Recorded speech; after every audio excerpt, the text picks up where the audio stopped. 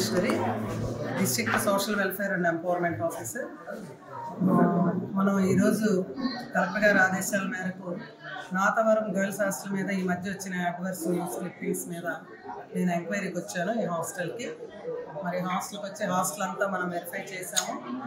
Hostel పిల్లల complaints మీద వాళ్ళ వాయిస్లో ఈ మధ్య వచ్చిన అడ్వర్స్ న్యూస్లో కంప్లైంట్స్ మీద మనం పిల్లల్ని వెరిఫై చేయడం జరిగింది.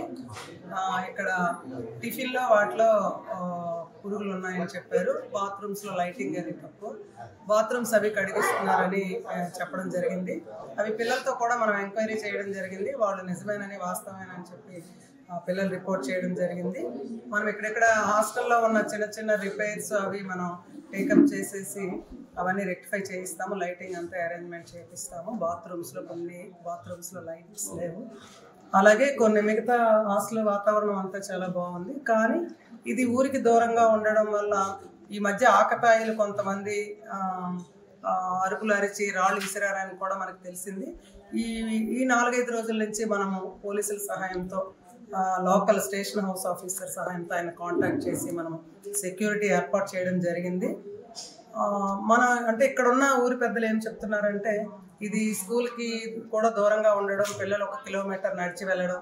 ఇదే ఊర్లో బాయ్స్ హాస్టల్ కూడా ఉంది, social welfare boys hostel school దగ్గరలో ఉంది.